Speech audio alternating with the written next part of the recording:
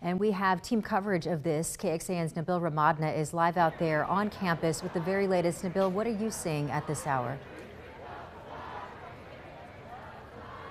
Yeah, I just want to walk you through what we've seen so far. We've been out here all afternoon, and this area here, the South Mall, this is where they've blocked off everything, the protesters surrounding this area. I want to show you, though, this area right here. There was a wall of officers. They started pushing protesters back, and now they've taken the whole South Mall here. You can see most of the protesters, maybe some students mixed in here, pushed around this rectangle.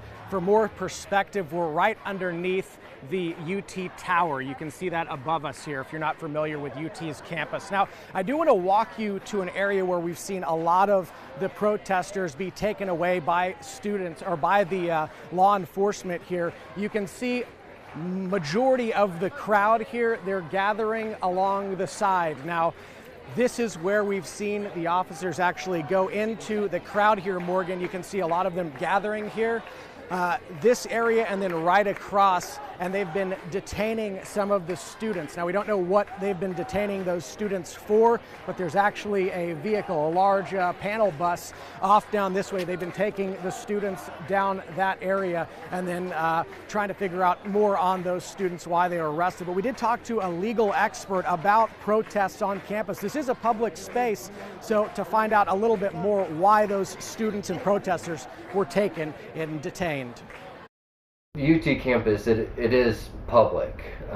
You do have the First Amendment right to peacefully protest, to peacefully assemble. You do have that First Amendment right, but the First Amendment does have its limitations there. And so even if you're protesting on public land, such as the UT campus, it can reach the point that you can be asked to leave. The typical charge would be a criminal trespass. If it reaches a higher level, you can see obstruction of a passageway. If an officer is assaulted, you can even get up to like a third-degree felony assault on a peace officer.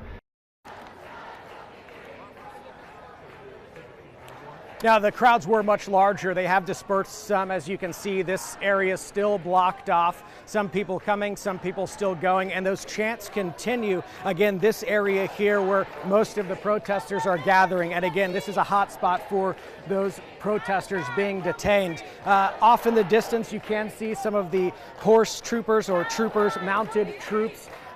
They were the ones helping to push back the protesters here, but a lot of the protesters we've talked to say they wanted to come out and have a peaceful protest, upset maybe with the law enforcement presence out here. So we'll be following up on this. We'll keep you posted on the very latest, but again, those numbers declining some from what we've seen here earlier this afternoon. Reporting live, Nabil Ramadna, back to you. And Nabil, one of several teams we have out there on the UT campus will